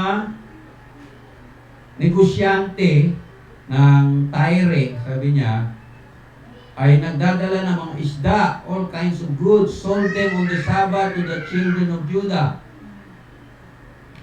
Sabi ni Governor Nehemiah, what evil thing is that you do which is profaning the Sabbath? Sabi ni Nehemiah, gumagawa kayo ng masama on the Sabbath, inayaan niyo yung mga negosyante. Ang sabi ni Nehemiah, okay, mula ngayon, bago mag-sundown, so Erev Shabbat, I commanded the gates to be shut. Charged, they should not be opened till after the Sabbath. Then I posted some of my servants at the gate so that no burdens be brought on the Sabbath day. Sino si Nehemiah, mga kapatid? Nehemiah is a prophet who is instrumental in bringing the lost tribe of Israel back from the Babylonian captivity to Jerusalem, to rebuild the walls of Jerusalem. Kaya ang Israel pinarusahan ng Diyos ay dahil hindi sila nagsakat. Pinarusahan nila dahil nakalimutan nila yung Sabat. Nakalimutan nila yung Shemitah, nakalimutan nila yung Jubilee year. In fact, sinabi sa Torah, ang punishment nila ay 70 times 7. 70 times 7, do the math, ilang taon yan? 490 years. So, 490 years, nagkatuparan yung banal na kasulatan, naging slave sa Babylon ang mga Hudyo, ang Israelite. Pero sa panahon ni Nehemiah, patapos na yung 490 years, sabi, tapos na yung, binayad nyo na yung kasalanan nyo, balik na kayo. Kaya sabi ni Nehemiah, uulitin pa ba natin yung mali natin? Hindi ba kayo nadala? Hindi nyo ba alam na dadamay tayo sa kasamaan palad ng mga kapighatian? Nagdadala kayo ng mga produkto sa gates ng Jerusalem. Mula ngayon, sabi niya, isasara ko na ang gates para wala nang negosyante papasok. Sabi niya, maghintay kayo hanggang matapos ang Sabat, saka kayo pwede mag-negosyo.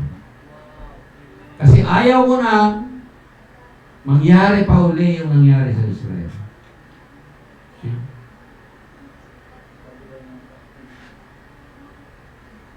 Ang sabi nito, so pag may leader pala na magaling na katulad ni Nehemiah, sabi niya dito, mula noon, wala nang pumupunta on the Sabbath day na negosyante.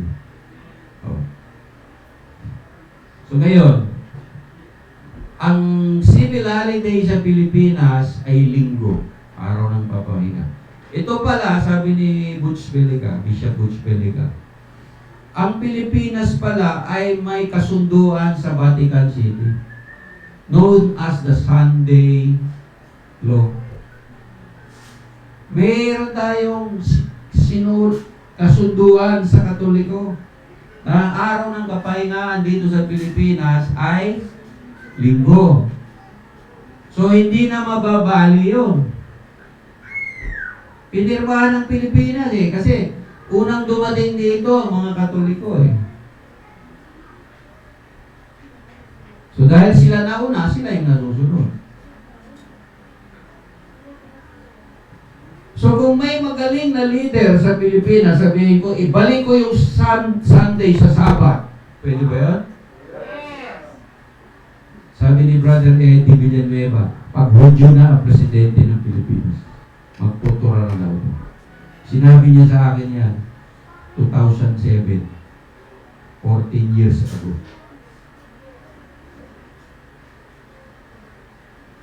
Pag ang presidente ng Pilipinas, si Atty. Belica, baka ilipat niya yan.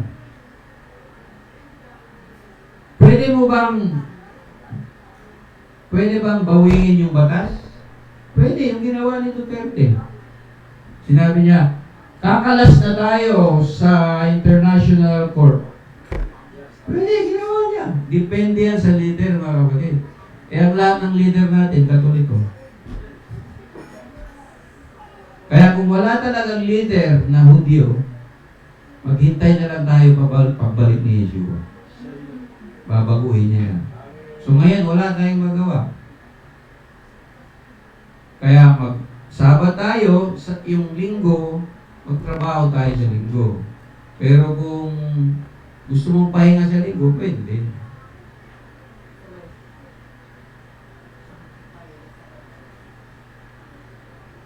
So sa panahon ni Nehemiah, pinagbabantay niya ang gates ng city para hindi na makapasok ang mga negosyante.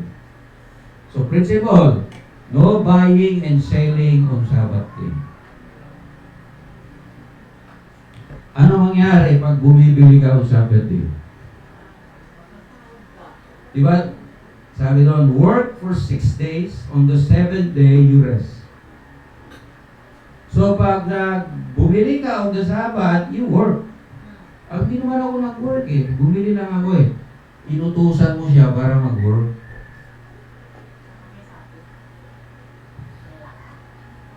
Dati po kami, sa Mandaluyong pa dati, marami po tayong ganun kapatiran. Kaya napansin ko, pag araw ng Sabit, ganun.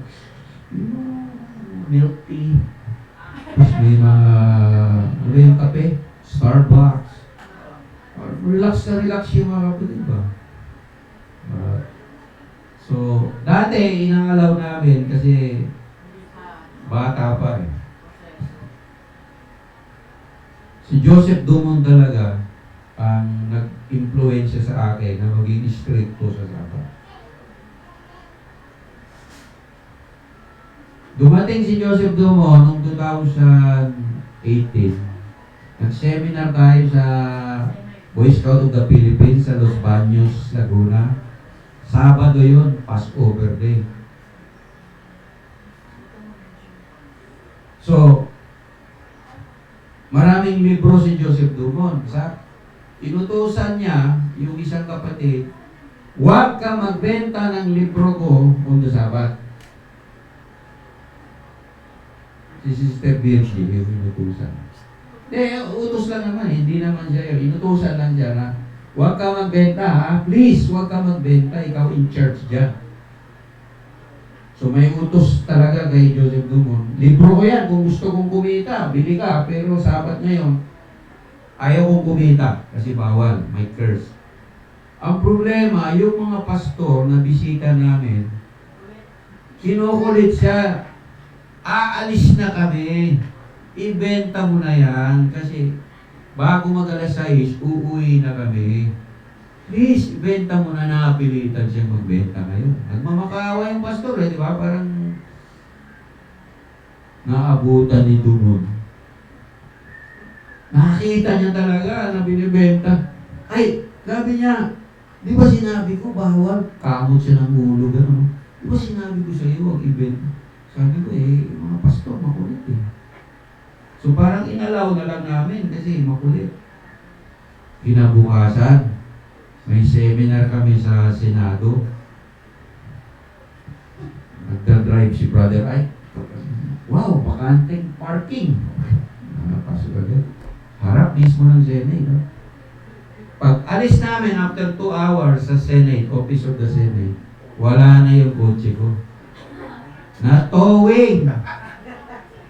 Sabi ni Duman, alam mo na ngayon na may curse. Hindi ko pa alam. Sabi ng traffic enforcer, nasaan yung kotse ko, sir? Nasa Parview. Kunin mo sa Parview, sir. Pero nag-taxi ako mula Pasay hanggang Parview. Nagastos na ako, tinubos ko ba, yung susunod namin na venue, halos malate na kami. Blessing ba yun o curse? Curse. Sabi ni Dumon, sa Israel, tuwing sila ay kumakain sa mga restaurant on the Sabbath. Kasi sa Israel, ang mga shop ng Muslim open on Sabbath. Hindi naman nagsasabat yung mga Muslim eh. So, ibig sabihin, yung mga gusto kumain, wala makain ng Sabbath, pwede kang kumain sa restaurant ng Hudyo. Muslim. So, sabi ni Dumon, dahil yung mga kasama niya, hindi strict sa Sabbath, tuwing ginagawa nila yon, maraming aberya nangyayari sa sasakyan. Naplat, nasira yung makina, nabala, o nakasakit sila. Lahat daw ng mga aberya nangyayari. Sinabi niya sa driver, hindi mo ba napapansin? Tuwing tayo ay nagbre-break ng principle sa Sabbath, may nangyayaring hindi maganda.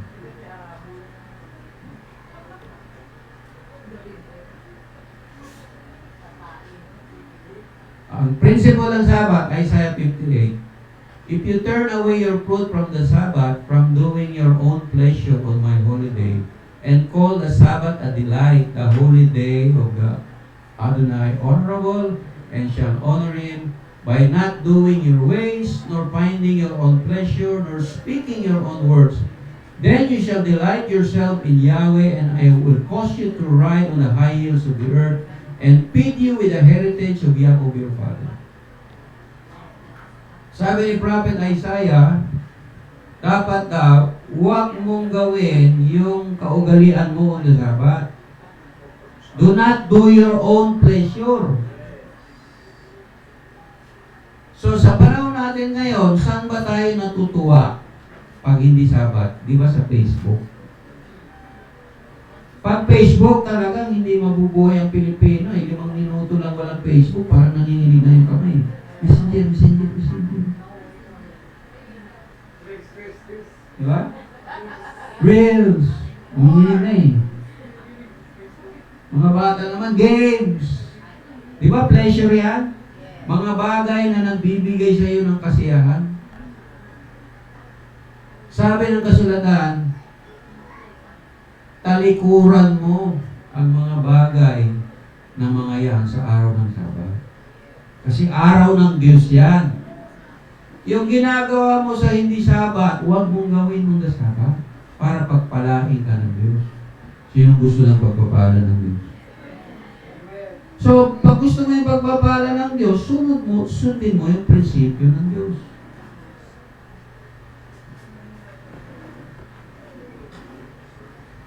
Do not do your own ways. Huwag mong sundin yung gusto mo. Niyayaya ka ng kaibigan mo.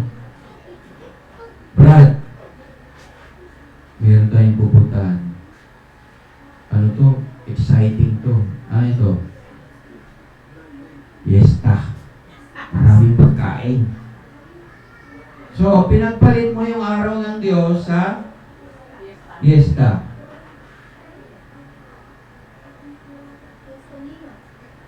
Lahat ng piyesta may nagaganap na hindi maganda.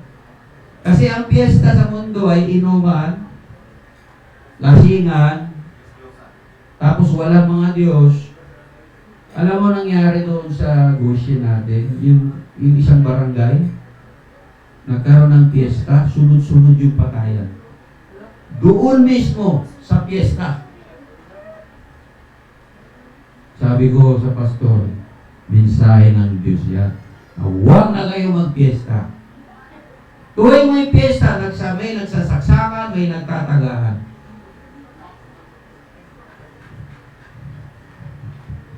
Pero may live band, diskuhan.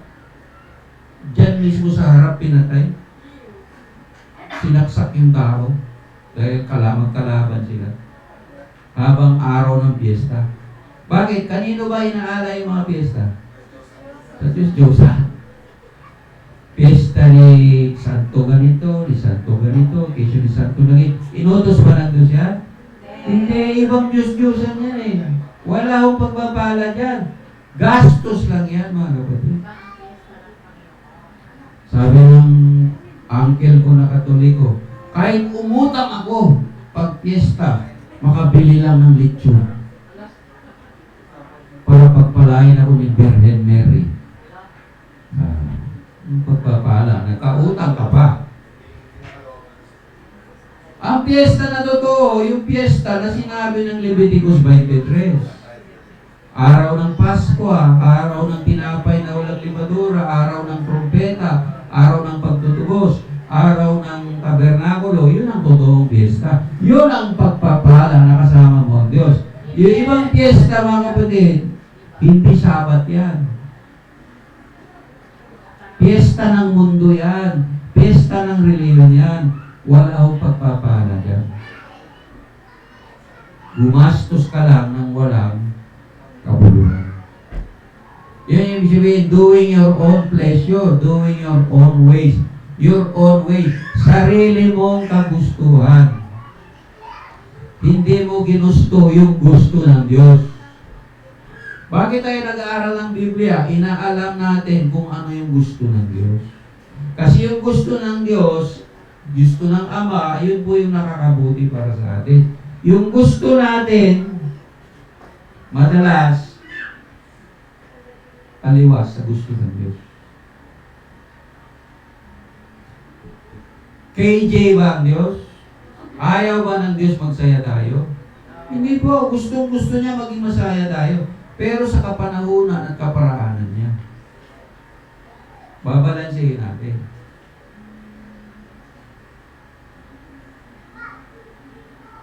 Do not do your own ways, nor finding your own pleasure. Alam mo, nung araw, Sunday Keeper kami, magsisimba kami ni Flores sa umaga, alas 9, matatapos kami alas 12. Pag alas 12, automatic, pupunta na kami sa Mega Mall. Pag sa Mega Mall, doon na kami mag-lunch, tapos doon na kami magpalipas oras. Ang tawag namin doon ay Sabat. Kasi wala kaming alam sa Sabat. So, hindi kami talaga ng Sabat. We were doing our own ways. We were doing our own pleasure. There is no blessing into that. Kaya pala, ang bigat ng buhay na walang Sabat, napakabigat pumasok yung pagpapala ng Diyos. Kahit anong trabaho mo, anong sikap mo, para sinasabi nila, parang ang bulsa ko butas. Parang hindi ako umaasenso. Parang isang taon ako nagtrabaho, wala pa rin nangyari. 10 taon na ako nagtrabaho, wala pa rin nangyayari. Bakit? Tumaliwas ka sa gusto ng Diyos eh. Ang sure, matigas ang ulo mo eh. Matigas ang ulo mo, matigas pa yung puso mo. So, anong mapapala mo? Ganyan ang mapapala mo. Wala mangyari sa buhay mo. Pero ang Diyos ang nagpala, sabi niya, walang kasamang kapigatian. Okay? So, iba yung anak ng Diyos. Ang anak ng Diyos may problema. Hindi tayo exempted sa problema. Pero magbibigay ang Diyos, si Elohim, ng solusyon sa problema mo. Kung susunod ka sa Torah, sa Sabat. Kung hindi ka susunod, ang problema mo, isolve mo. Wala kang tulong na manggagaling sa Diyos. Ngayon, di ba mabigat? gusto mong bigyan ng solusyon yung problema mo sa sarili mo lang kalakasan, eh yung sarili mong kalakasan, limitado lang. Eh kung kulang ka sa abilidad, eh walang solusyon. Kaya mga Pilipino, pinanganak na mahirap, namatay, mahirap pa rin. Wala pong anak ng Diyos na mahirap, mga kapatid. Kung susundin na tayo. Pagpalain tayo ng lahat ng Diyos. Alam mo, yung pagsasabat mo, minsan naiipon lang yan. Amen. Naiipon lang yan. Bakit ako hindi pa rin ito? Hindi pa rin ako nakabili ng ganito, ng ganito. Hintayin mo lang, darating yan, mga kapatid. Nag-iipon ka lang. Nag-i-invest ka lang sa obedience mo. Pag dumating yan, bigla na lang, boom, malaki ang blessing mo. Sa akin, naranasan ko lahat yan. 5 taon ako nagsabat bago ako pinagpala ng Diyos ng gusto. Ilang taon ka na nagsasabat? Si brother, kapakapon lang eh. Sabi ni Pastor, ay, pagpalain daw ako nagsabat. Nakatatlong sabat na ako eh. 3 sabat pa lang? Ang tanong dyan, ilang sabat ang hindi mo sinunod sa buong buhay mo? Kung ibilangin mo. Sister, example lang to ha. Anong edad mo, sister? 62. So, 62 years siya, walang sabat. 61. Sino ba example? Eh, si sister, ilang taon ka na, sister? 33 siya, hindi nagsasabat. Bumabawi ka ngayon. Amen. Diba? Pag bumabawi ka, unti-unti na yung pabor ng Diyos, babalik sa'yo. Babalik mo sa'yo. Bumabawi ka, Panginoon, sa tagal ng panahon, hindi ako nakasunod kayo, babawi ako sa'yo. Umaga pa lang, maghahanda na ako pagsabat. Umaga pa lang, gusto ko na magsamba. Mag-prepare na ako ng aking pagkain, ng aking susuotin, maligo na ako. By the way, sa araw ng Sabat, may batas po ang Diyos dyan, Exodus 19. Dapat malinis ka ba yung suot mo, hindi yung mabaho. Amen. Ako, number 1 requirements, dapat pag Sabat, yung brief ko bago. Malinis. Hindi amoy lupa. Bagong laba. Sinicheck ko talaga yan ako. Ito yung ginamit ko ng Biyernes, Sabat, talagang wag yung amoy kambing ka o Sabat. Tapos, sigurado, pag Sabat, maligo ka. Diba? Hanggat maaari yung sinusuot mo, bagong laba. Bagong laba. Nag-shampoo. Diba? Medyas, dapat hindi amoy paghe o pagsama. Kasi haharap ka sa Diyos. Hanggat maaari, disente yung suot mo sa Sabat. Diba? Hindi yung mga les. Alam mo yung mga les? Sleeveless, backless. Ano ba? Disente tayo, harap tayo sa Diyos eh. Ang kadate mo sa Sabat, ang Diyos. Kasi siya po ang tagapagligtas natin.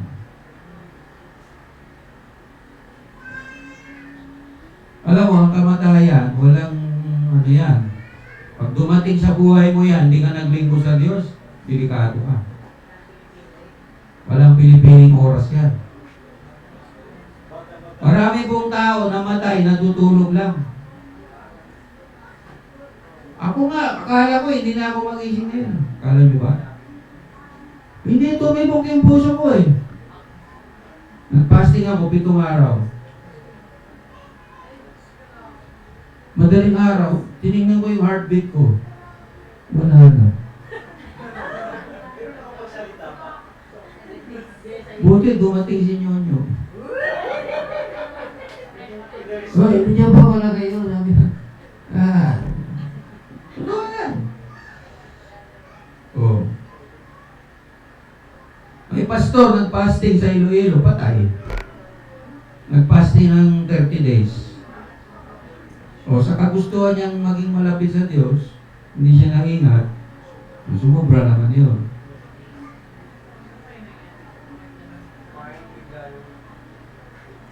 Mayroong dalawang simbahan ngayon sa Davao, tinuruan ko magsabat.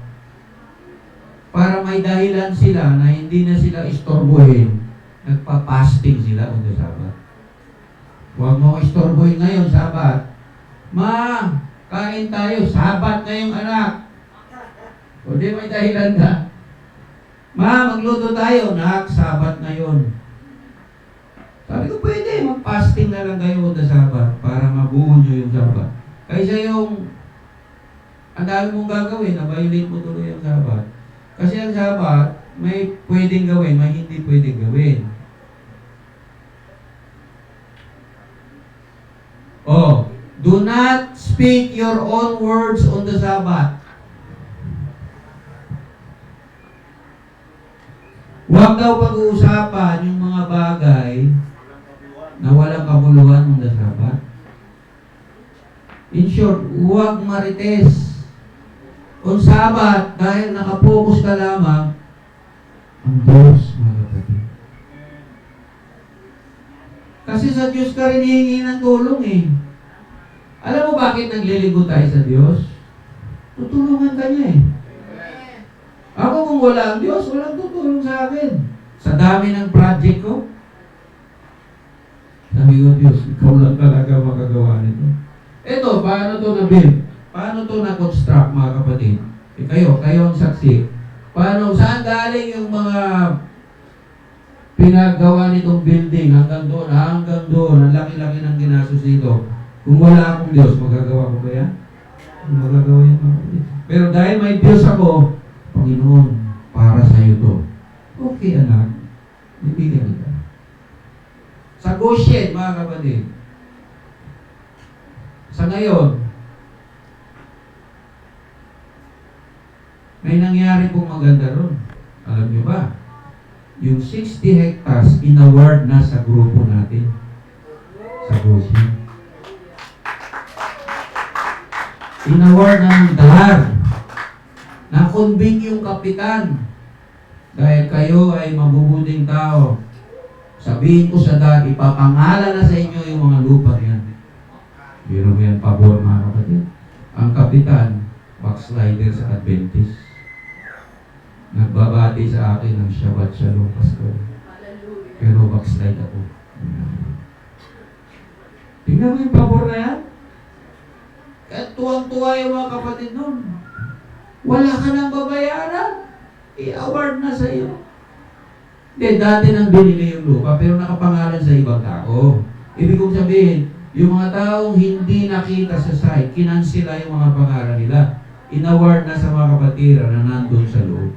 Mas kayo yung karapat-dapat i-award kasi kayo ang may interest na nandyan nagbubungkal ng lupa. Kaya ako palagi nandun nagbubungkal ng lupa. Kasi kung wala ka doon, hindi ka a-awardin. May lumapit sa akin na dato. Alam mo yung dato? Tribal leader. Pastor, 50 hektaryas pinamimigay namin. 3 hektarya kada pamilya. Kung gusto mo, Pastor. Ganon kaluwang ang lupa doon. Tapos dito, naghihirap tayo sa Maynila. Magtrabaho ng minimum wage. Nasa farming pala yung pera, mga kapatid. Kung marunong ka magtanim, pwede kang magprenta ng pera. You can print money, sabi nga nila, when you plant. Alam mo yung saging? Di ba? Alam mo si Kapitan Johnny dyan, di ba may tindahan dyan? Magkano yung kinikita niya sa saging? Ang saging, walang tigil sa kabubunga yan pag nagtanim ka ng saging. Magkano yung banana Q ngayon? Ha? 25, 2 piraso, di ba?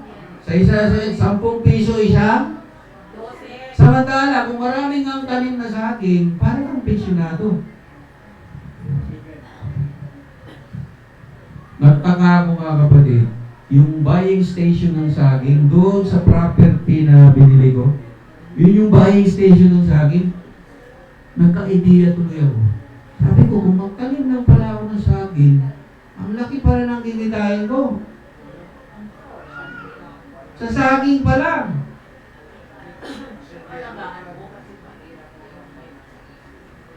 Ang saging, alagaan mo lang, pag nagpuso pala yung saging, di ba puso? Pinuputol na pala yan yung dulo para lumabas agad.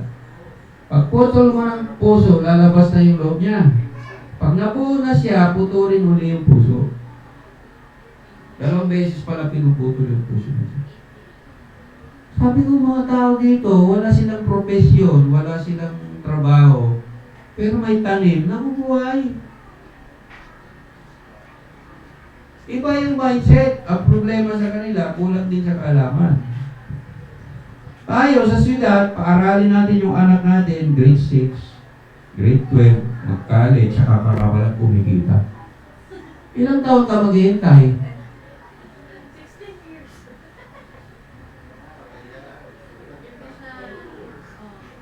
To 20 years. Paano kung meron akong produkto ngayon na gusto mong itanim, galing sa ibang bansa? Ano siya? Para lang siyang kamote.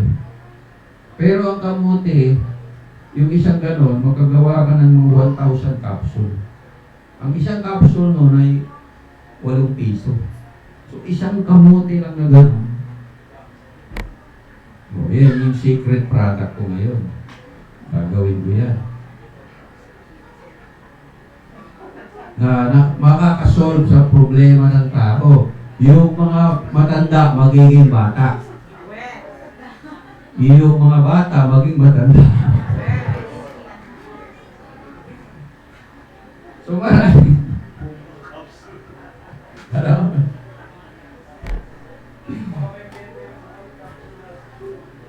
So yung marami tayong. So ibig sabihin mga kapatid, pinipilit ko maging farmer kasi pwede palang mabuhay sa farming. Nag-aral ako ng goat racing, saka cattle racing. Doon. Nag-aral, nagbayad ako. Pag may proper management ka pala sa goat, yung palang sinasabi ng Bible, take care of your flock and they will going to give you milk. Every day, meron kang fresh milk. No?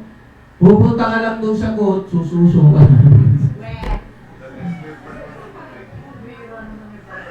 Hindi po. Ibig sabihin, ilagay mo sa bote. Pero, very healthy yun, di ba? Bakit tinawag yung Biblia, the land of milk and honey? Milk. Ang isang kambing pala na may lahi, yung Nubian, can give you 1 liter of milk a day.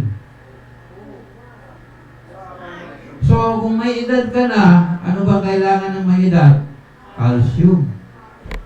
Titigas uli yung mga buto ko. Diba? Tapos yung kambing, manganganak 3 beses isang taon. So, ilang beses yung pera mo tutubo? Magkano isang kambing? 5,000. Pag nanganak 3 beses, ilan yung kinita mo? Times 3. Kung marunong ka mag-alaga. Kaya na, ang pag-aalaga pala niyan, magtatanim ka na ng pagkain nila. 7 klase.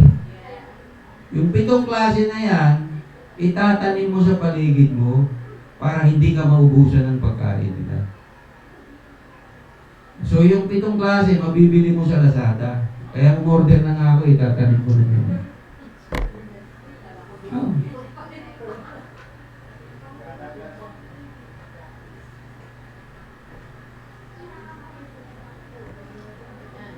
Bakit mayaman si Abraham?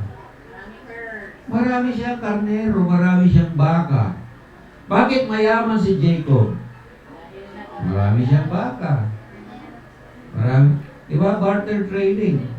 So tayo, sa atin kasi, sabagay, nag-iisip ako ng ganito kasi wala naman akong pensyon sa gobyerno. Maswerte ka, yung mga kasama natin na retired dyan, may pensyon. Pinagpala ka ng Panginoon, may pensyon ka ako. Wala pa akong SSS. Wala akong GSIS. PhilHealth nga, wala ako eh. Kung hindi ako magtanim, paano ako magretiro? Okay? Kaya ang mindset ko, magtanim ako para may pagkain ako. Bakit? Hindi naman ako empleyado. Paano ako magka-GSIS? SSS, hindi rin ako empleyado. At magkano lang po ang SSS? 20 years ka nag-ulog, tapos 3,000 ang pension mo. Samantala sa Davao, mga kapatid, yung mga farmer ng durian nasa golf, naglalaro ng golf course. Mayayaman. Mag-golf tayo, pare, golf. Bakit? Harvest na naman ng durian. Meron kang palayan, 1 hektarya, hindi ka na magtrabaho. Kaya lang, kailan ka mag-harvest ka ba kung wala kang itatanim?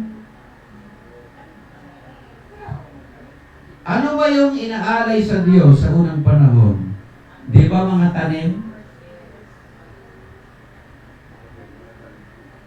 Mga tanim ang ina-harvest, hindi po pera sa unang panahon. Tsaka yung pera ng unang panahon, ginto at pilak, hindi papel. Ang pera natin ngayon, papel. May mahalaga ba ang papel? Pag may deposito sa gobyerno, kung wala, yung Amerika, nagprenta ng dolyar, walang deposito. Okay? Kaya pag nagtiwala tayo sa mundong ito, mga bandang huli, ikaw ay mababahamak. Pero kung alam mo yung sistema ng Diyos, maliligtas ka. Lalo na end times. Di ba sa panahon ng COVID, may pera ka, hindi ka makapasok sa palengke dahil hindi mo schedule ng barangay. You cannot buy or sell without the vaccine card. Paano kung yung card na yan, ipapasok na sa tao? Ilalagay na sa kamay mo, ilalagay sa no. You cannot buy or sell. Darating ang panahon, kahit may pera ka, hindi ka makabili. Kaya sabi naman ng doorkeeper, okay ako, hindi makabili, uutusan ko yung may tatak para makabili. Tuturo ka rin doon. Kaya, pag walang vision yung tao, mapapahamak sila. Yung mga Christian na sinasabing mararapture tayo sa langit, mapapahamak po sila, mga kapatid. Dahil wala silang preparasyon. Bandang huli, wala pong magbebenta sa iyo ng pagkain kasi kulang pa sa kanila yung pagkain nila. Bakit? Ano ba yung Sabat, mga kapatid? Yung Sabat, 6 na araw, 7 araw. Darating ang panahon, papasok na tayo sa sabbatical year, millennial kingdom. Doon na natin ma-enjoy lahat yan. Kaya iba mag-isip ang mga tunay na lingkod ng Diyos. Iba mag-isip, papattern siya sa Biblia. In short, mga kapatid, magtanim tayo. Paano ka aani kung wala kang tanim? Pastor, wala kaming lupa. Yun ang problema. Yung may lupa nga, hindi nagtatanim Lalo na ikaw may lupa. Pastor, yung lupa ko nasa daliri ko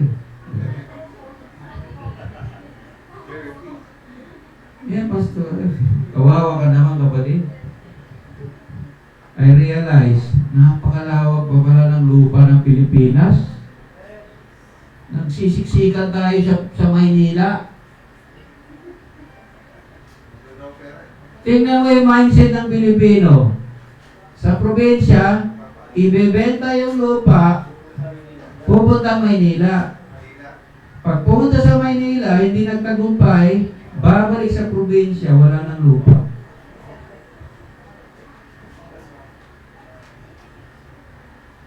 Sa Manila, makakabili ka pa ba ng lupa? Napakamahal ng lupa? Hindi na. Mahal ang lupa rito eh. Buti nga rito sa lugar natin, mura-mura pa. Sa Mindanao, pinamimigay lang yung lupa.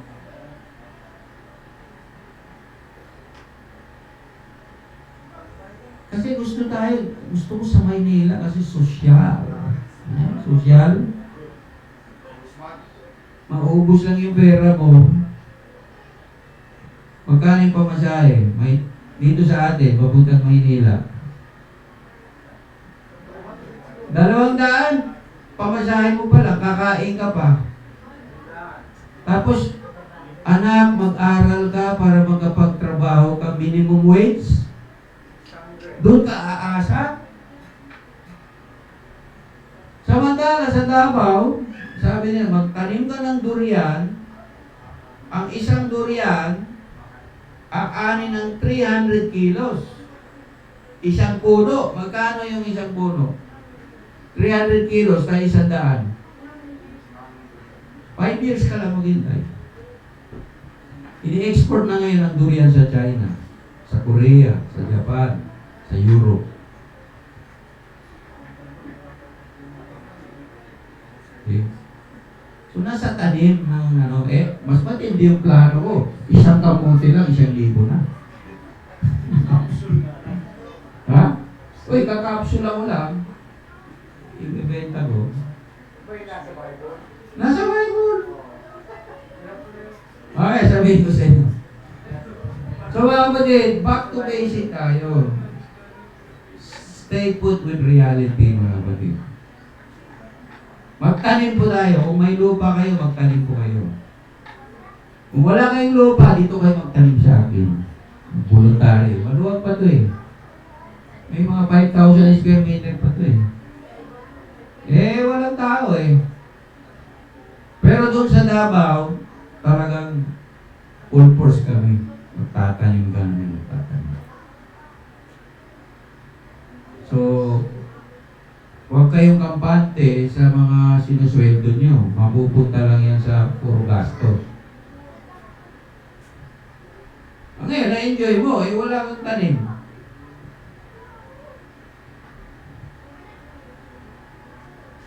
So, sa Millennial Kingdom, mangyayari po lahat yan. Pero ngayon, preparasyon ako. So, Shabbat Shalom po, hanggang dito na lang po tayo. At least I've shared to you some basic things. No? So tayo po tayong lahat, inanyayaan ko lahat na tumayo para sa Aaronic Benedictions. Sino po mag-lead ng Aaronic Benediction?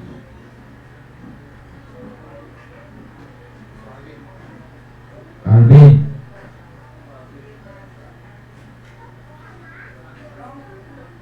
Or si Marvin na lang, Marvin. Si Marvin na lang, bro. So, kantayin natin yung I Receive the Blessing, Brother Chris. Kaya musician, para maganda naman. Maraming online, no? Nanonood sa ating pinagpapa. Manonood ba yan kung hindi nabibless? Diba? Nabibless sila sa atin.